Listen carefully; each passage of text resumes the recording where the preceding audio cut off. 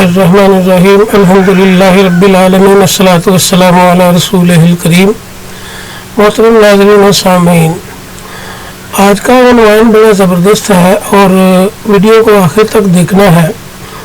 दीन की समझ की तौफीक अल्लाह तबारक व तआला की हिदायत से है। अल्लाह तबारक व तआला से दुआ है कि अल्लाह तबारक व तआला मेरी ज़ुबान में ऐसी तासीर पैदा फरमाए कि मेरी बात आपकी समझ में आ जाए। तो आप भी मेरे लिए दुआ किया करें, मैं भी आपके लिए दुआ गो हूँ। अज़ीज़ान मोहतरम, आज की वीडियो का उन्वान बड़ा ज़बरदस्त है। तो हम युमिनून बिल गैब, ये सूरह बकरा की आयत नंबर 3 का इब्तदाइया हिस्सा है। ये गैब का इदराक, गैब की मार्फत और गैब की समझ, ये बड़ा अहम मामला है।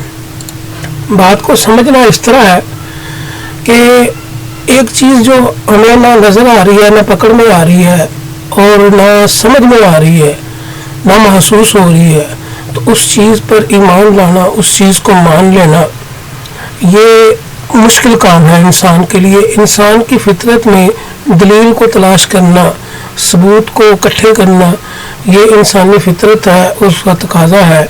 तो अज़ीज़ान मोहतरम, गुफ्तगू को इंतहाई तवज्जो से सुनिएगा। तो वीडियो को आखिर तक ज़रूर देखिए और चैनल को सब्सक्राइब कर दीजिएगा। वीडियो को लाइक और शेयर ज़रूर करें ताकि ये दीन का इल्म ज़्यादा से ज़्यादा लोगों तक फैल सके।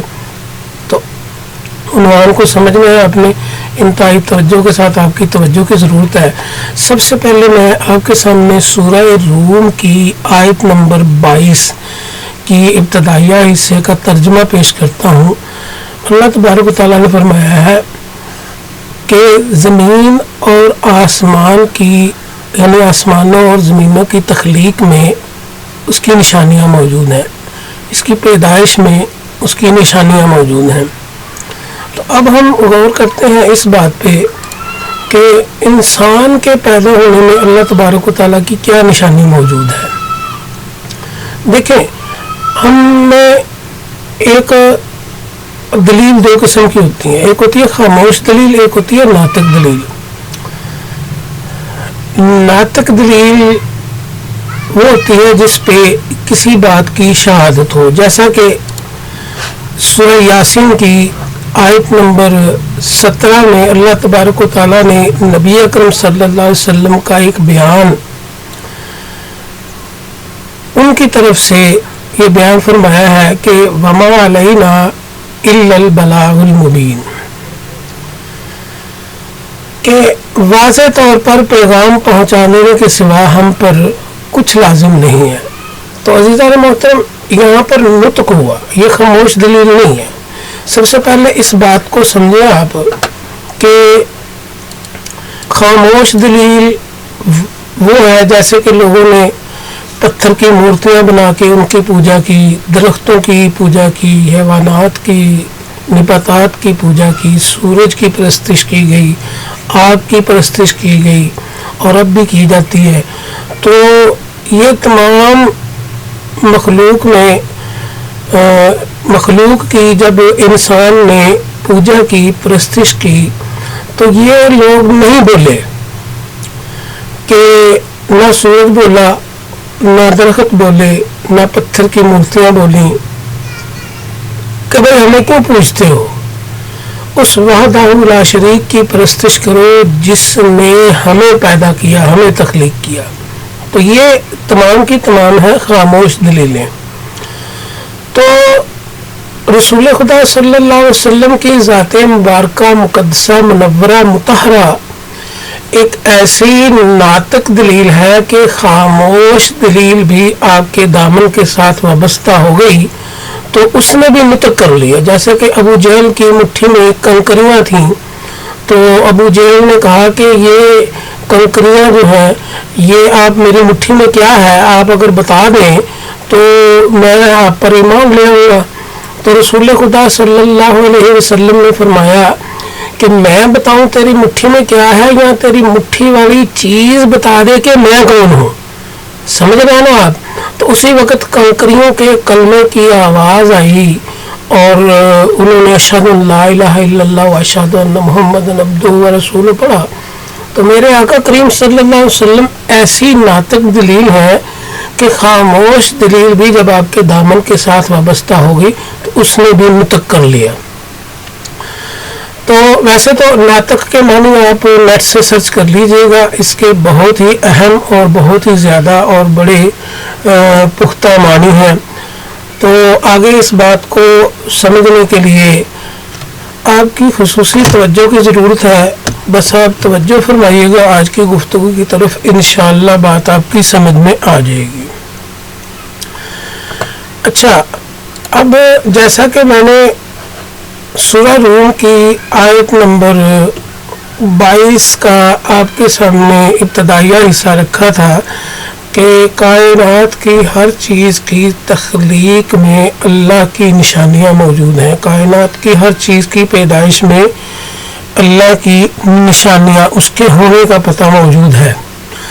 مگر عجیب بات یہ ہے کہ ہر چیز میں اس کی دلیل موجود ہوتے ہوئے بھی وہ ایسا غائب ہے، ایسا پوشیدہ ہے کہ نہ اس کو محسوس کیا جا سکتا ہے، نہ وہ پکڑ میں آ سکتا ہے، نہ چھوا جا سکتا ہے، نہ دیکھا جا سکتا ہے، اور نہ وہ عقل کی سمجھ میں آ سکتا ہے۔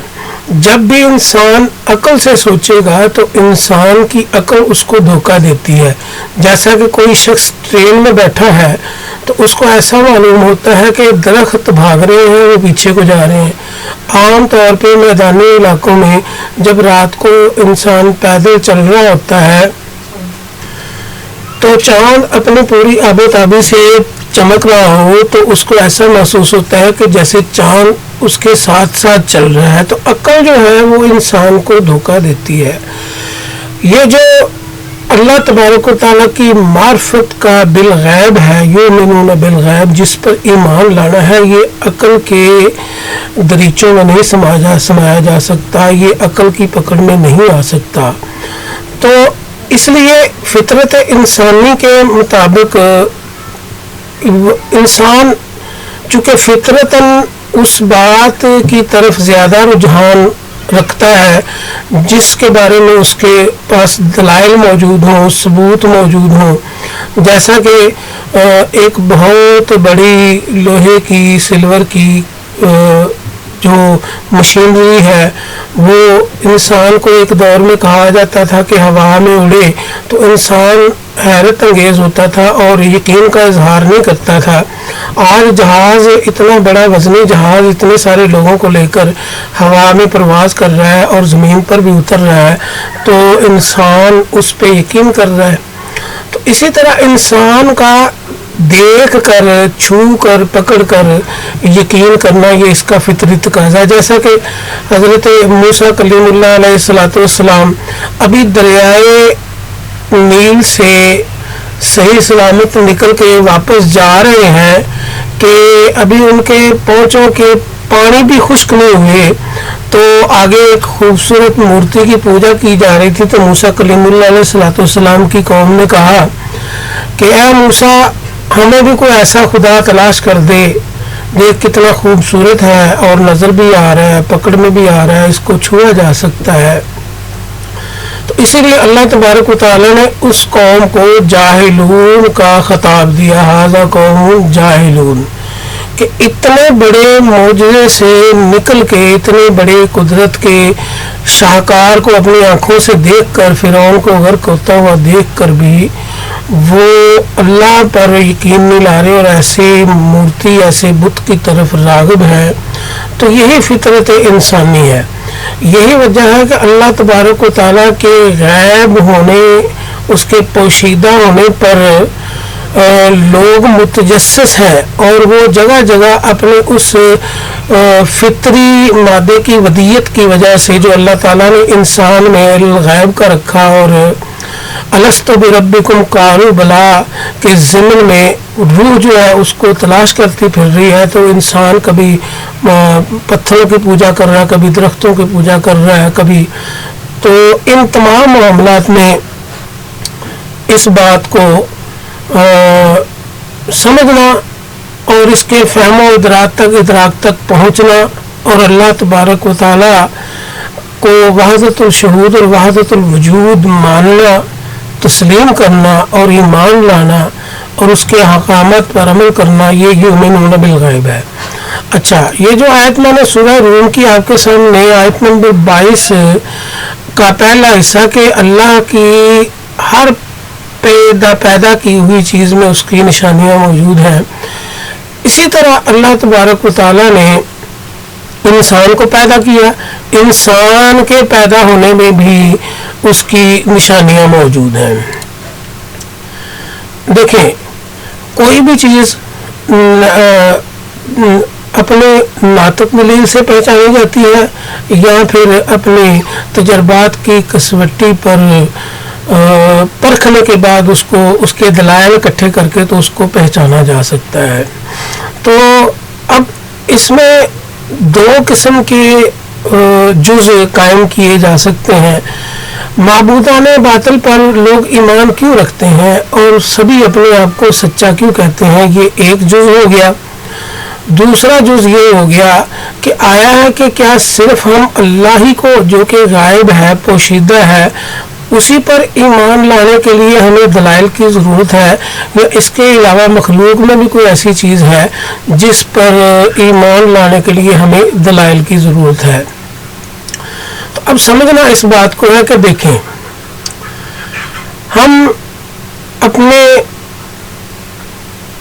پیدائش کے معاملے پر غور کریں تو ہمیں یہ بات محسوس ہوگی کہ ہم باپ کو بغیر ثبوت کے ناطق دلیل کے ساتھ پہچانتے ہیں کہ وہ ہمارا باپ ہے، ورنہ ہمیں تو یہ بھی معلوم نہیں کہ ہم بطن مادر میں ایک عرصہ گزار کے آئے ہیں اور وہاں کے معاملات حقیقت تو ہے، ہمارے ساتھ یہ حقیقت گزر چکی ہے، مگر ہم اس کی کوئی دلیل نہیں رکھتے کہ کیا واقعی ایسا معاملہ ہے۔ اب یہ معاملہ دلیل ثبوت کے ساتھ دلیل پر اس کسوٹی میں پرکھا جا سکتا ہے کہ چونکہ ہم نے اب بڑے ہو کر ان معاملات کو ہوتے ہوئے دیکھا تو وہ معاملات ایسے ہی گزر رہے ہیں، تو ہم پر بھی یقیناً ایسے ہی گزرا۔ اب اس معاملے میں ہم اگر کوئی ایکسپیریمنٹلی دلیل ثبوت تلاش کرنے کی کوشش کریں گے تو وہ ہمیں نہیں ملے گا۔ اسی طرح ہم جب اپنے باپ کو، جس کو ہم اپنا باپ کہہ رہے ہیں، اس میں ایک بات ایک رخ پہ سمجھنا تو یہ ضروری ہے کہ ایکسپیریمنٹلی ہم باپ کو ثابت نہیں کر سکتے، اپنے بایولوجیکل باپ کو کا باپ ہونا ہم ثابت نہیں کر سکتے۔ اس کے لیے ہمارے پاس صرف ایک ناطق دلیل موجود ہے، وہ ہماری ماں کی گواہی۔ ہماری ماں جس مرد کی طرف اشارہ کر کے کہے کہ یہ تمہارا باپ ہے، ہم اس کے اس نطق پر اس کو باپ مان لیتے ہیں اور اسی پر قائم ہو جاتے ہیں، اور یہی ہمارا پختہ ایمان بن جاتا ہے۔ اب سننے اور سمجھنے والی جو بات ہے وہ یہ ہے کہ باپ بھی دو قسم کے ہوتے ہیں، اس بات کو آپ نے اچھے طریقے سے سمجھنا ہے۔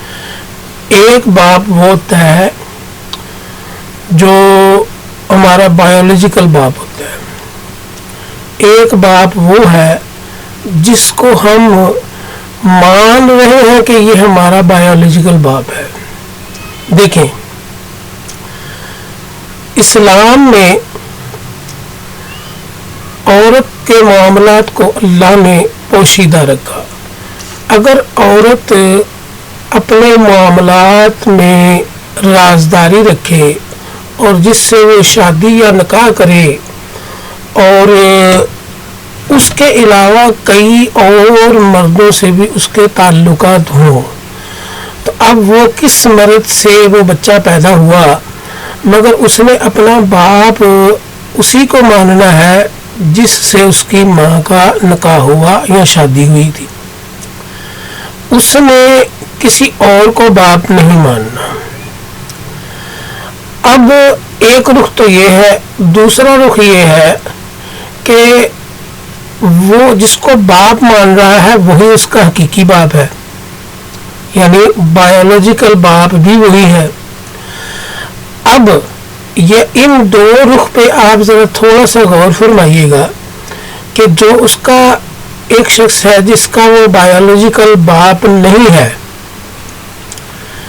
مگر وہ اس کو اپنے باپ مان رہا ہے, تو حقیقی باپ اس کا کوئی اور ہے, بایولوجیکل باپ اس کا کوئی اور ہے, مگر وہ اسی کو باپ مان رہا ہے جو اس کی ماں کے عقد میں ہے.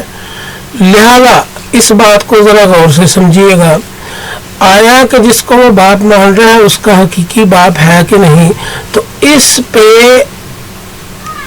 اس کی ماں کی کردار سازی کا بڑا عمل دخل ہے.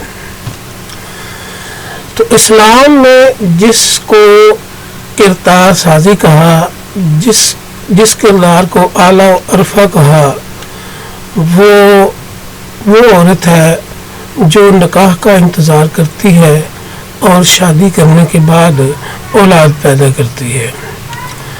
تو اب آج کل کے کلچر میں جیسا کہ گرل فرینڈ بوائے فرینڈ کا معاملہ ہے, اور ایسے بے شمار عورتیں ہوں گی دنیا میں جنہوں نے بغیر نکاح کے بچے پیدا کیے, اور ایسی بھی ہوں گی جنہوں نے نکاح کے بعد نکاح والے کے علاوہ اپنے شوہر کے علاوہ اور بھی کئیوں سے تعلقات رکھے ہوں تو ان سے بھی ان کے بچے پیدا ہوئے, یقیناً ہوئے. اب بات یہ ہے کہ ہم یہاں پر جو پوائنٹ ہے اصل وہ یہ ہے کہ ہم نے جس کو ہم باپ مان رہے ہیں کیا وہ ہمارا حقیقی باپ ہے.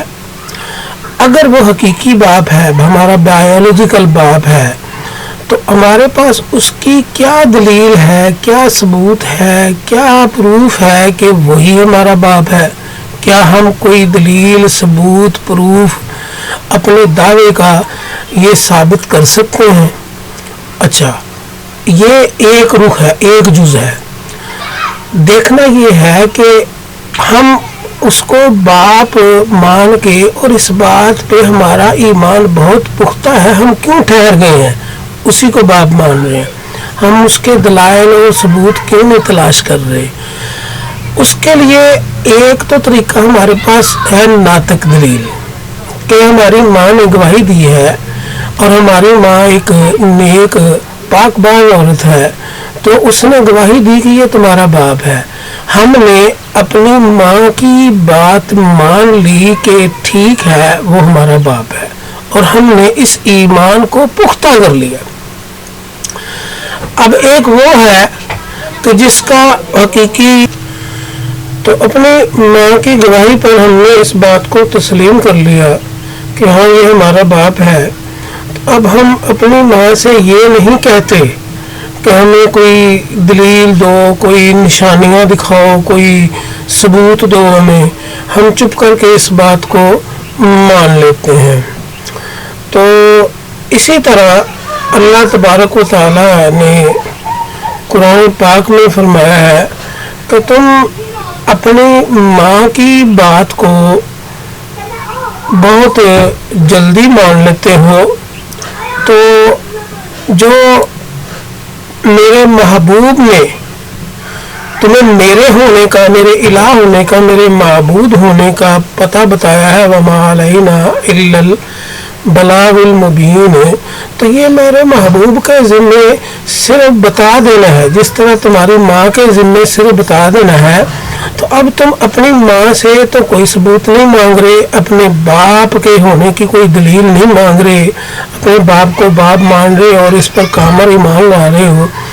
تو میرا محبوب جو تمہیں میرے ہونے کا پتہ دے رہا ہے, تو تم کبھی اس سے کہہ رہے ہو کوئی نشانیاں دکھاؤ, تو کبھی اس سے کہہ رہے ہو کہ چاند کو 2 ٹکڑے کر کے دکھاؤ, تو کبھی اس سے کبھی کچھ. تو عزیزان محترم, یہ جو ایک جز ہے کہ ہم اپنے باپ کو باپ مان لیا ہے اور ہماری ماں کی کردار سازی نے ثابت کر دیا ہے کہ وہی ہمارا حقیقی اور بایولوجیکل باپ ہے. ہم نے اپنی ماں سے کوئی ثبوت اور دلیل نہیں مانگی. اب کچھ معاملات ایسے ہیں کہ عورت کردار کی صحیح نہیں تو وہ اپنے شوہر کے علاوہ اور بھی کئی مردوں سے تعلق رکھتی ہے, تو اس کے بیٹے نے بھی اپنی ماں سے کوئی دلیل یا ثبوت نہیں مانگا. چیز ہے کہ وہ اس کا حقیقی بایولوجیکل باپ نہیں ہے, مگر اس کی ماں نے جس سے نکاح کیا ہے, جس کی طرف وہ انگلی کھڑی کر رہی ہے, جس کی طرف وہ کہہ رہی ہے کہ یہ تیرا باپ ہے, بیٹے نے اس کو اب یہ دوسرا جز ہے. پہلا جز آپ کی سمجھ میں آ گیا کہ ہمارا حقیقی بایولوجیکل باپ جو ہے, ہم ماں سے کوئی ثبوت یا دلیل نہیں مانگ رہے, بلکہ ہم ماں کے کہنے پر اس پر ایمان لا رہے ہیں کہ وہ ہمارا حقیقی باپ ہے. اب جو ہمارا بایولوجیکل باپ تو نہیں ہے, مگر ماں کے کہنے پر ہم اس پر ایمان لا رہے ہیں کہ وہ شخص اس پر ایمان لا رہا ہے اور اس کو باپ مان رہا ہے, اور جب وہ باپ مان رہا ہے تو وہ بھی اس کا ثبوت یا دلیل نہیں مانگ رہا اپنی ماں سے کہ مجھے کوئی ایکسپیریمنٹل کوئی بتاؤ, کوئی کس طرح میں پیدا ہوا, کس طرح یہ میرا باپ بن گیا. تو یہ اللہ تبارک و تعالیٰ نے ان معاملات کو بھی پوشیدہ رکھا ہے, جیسے اپنے آپ کو, اپنے وحدت الوجود کو, اپنے وحدت الشہود کو اس نے پوشیدہ رکھا, اور ہر چیز میں اس نے اپنی نشانیوں کو چھوڑ دیا. وہ خود کہہ رہا ہے کہ کائنات کی پیدائش میں میری نشانیاں موجود ہیں. تو اب وہ اس کو باپ مان رہا ہے. اب اکثر لوگ یہ کہتے ہیں کہ بھی باپ کا پتہ تو چل جائے گا نا کہ وہ ڈی این اے وغیرہ کرائیں گے, تو اور ڈی این اے بھی تو ایک پرچی ہی ہوگی نا, وہ بھی تو ایک پرچی ہوگی, وہ بھی تو گواہی اور دلیل. کون سا کوئی آپ اس کو خود سے دیکھیں گے کہ یہ ڈی این, وہ تو ایک مشین کا نکالا ہوا رزلٹ ہوگا. وہی جیسے ماں کا بیان ہے, وہ بیان ہے زبان سے, یہ پرچی نکل کے آپ کے سامنے آ جائے گی. تو یہ بھی یقینی نہیں ہے کہ وہ پرچی جو ہے وہ ٹیسٹ درستی نکلے, اس میں کوئی غلطی ہو سکتی ہے. اور ڈی این اے ٹیسٹوں میں بے شمار غلطیاں نکل آتی ہیں, بے شمار غلطیاں نکل آتی ہیں. یہ میرے آنکھوں دیکھی کیفیت ہے کہ ڈی این اے میں غلطیاں نکل آتی ہیں. تو عرض میں یہ کر رہا تھا کہ اب وہ بھی ایمان لے آیا ہے اپنی ماں کی بات پہ, اور اس نے کوئی ثبوت یا دلیل نہیں مانگی. تو اگر جو چیز ہے کہ اس کا وہ حقیقی باپ نہیں ہے, بایولوجیکل باپ نہیں ہے, اس کا باپ کوئی اور ہے, جس کی ماں سے اس کے دوستانہ تھا تعلقات تھے, اس کا باپ کوئی اور ہے, مگر اس نے اپنی بات کے ماں کی بات پہ یقین کر لیا اور ایمان لیا ہے. یہی وہ معاملہ ہے کہ وہ حقیقی معبود نہیں ہے. یہ پتھر کی مورتیاں, یہ سورج, یہ ساری مخلوق کی پرستش, یہ حقیقی معبود نہیں ہے. مگر اس کے باوجود سبھی لوگ جو ہیں وہ ان پر ایسے ہی مان لے ہیں کہ جیسے ان کے حقیقی معبود ہوئے, اور ان کی پوجا کر رہے ہیں, پرستش کر رہے ہیں. تو اس بات امید ہے کہ آپ کی سمجھ میں یہ بات اچھے طریقے سے آ گئی ہوگی. اس لیے جس طرح وہ بچہ جو اس کا حقیقی باپ نہیں ہے, اس کو وہ اپنا حقیقی اور بایولوجیکل باپ مان رہا ہے اور اپنی ماں پہ یقین کر رہا ہے, اور اس کا پختہ ایمان ہے کہ یہی میرا باپ ہے, حالانکہ وہ اس کا حقیقی باپ نہیں ہے. اسی طرح یہ حقیقی معبود نہیں ہے, لیکن لوگ اپنے تیقن, اپنے فطرت نفس کے پیروکار ہو کے تو اس کو معبود مان رہے ہیں, مخلوق کو معبود مان رہے ہیں. ہاں جی, خود اپنے ہاتھ سے بنائی ہوئی مورتیوں کو اپنا معبود مان رہے ہیں. ہاں جی, دنیا کی دولت کو, آسانیوں کو اپنا معبود مان رہے ہیں. حالانکہ مشکلات تو سب پہ ہیں. آپ کوئی ایک ایسا مذہب بتا دیں جس میں موت نہ آتی ہو. سب زندگی موت سے بچنے کی کوشش کر رہے ہیں نا, زندگی آسان کرنے کی کوشش کر رہے ہیں نا, مگر آپ دیکھیں ہر مذہب میں ایسی بیماریاں موجود ہیں, تکلیفیں موجود ہیں, دکھ موجود ہیں, موت ہر مذہب میں آ جاتی ہے. کوئی بھی ایسا نہیں ہے جو موت سے بچ سکا ہو. تو موت سے بچنے کے لیے سارے اپنے معبودان باطل کے پاس بھی جاتے ہیں. تو اب اس بات کو سمجھیں کہ حقیقی معبود کے پاس جو زندگی کی حقیقت کی طلب ہے, وہ زندگی کی آسانیوں کی طلب ہے. یہی تو وہ پوشیدگی ہے جو اللہ تبارک و تعالیٰ نے رکھی کہ حقیقی معبود کو ماننے اور غیر حقیقی معبودان باطل کو ماننے والوں میں اس بات کی یکسانیت ہو تاکہ حقیقی معبود کو پہچانا جا سکے. اب دیکھنا یہ ہے کہ دوسرے جو لوگ کہتے ہیں کہ ہمارے یہ معبود حقیقی ہیں، وہ اپنے کن پیروکاروں کی بات کو مان رہے ہیں. وہ اپنے جن پیروکاروں کی باتوں کو مان رہے ہیں وہ خود باطل ہیں اور وہ باطل بات کر رہے ہیں، اور اس راز حقیقت کو ان کے جتنے بھی پادری پوپال اور جتنے بھی ہیں سب مانتے ہیں، مگر اس کے باوجود وہ معبودان باطل کی پیروی کرتے ہیں. اللہ تبارک و تعالیٰ میرا اور آپ کا حامی و ناصر اور ہمیں دین کو سمجھنے کی توفیق عطا فرمائے. وآخر دعوانا الحمدللہ رب العالمین.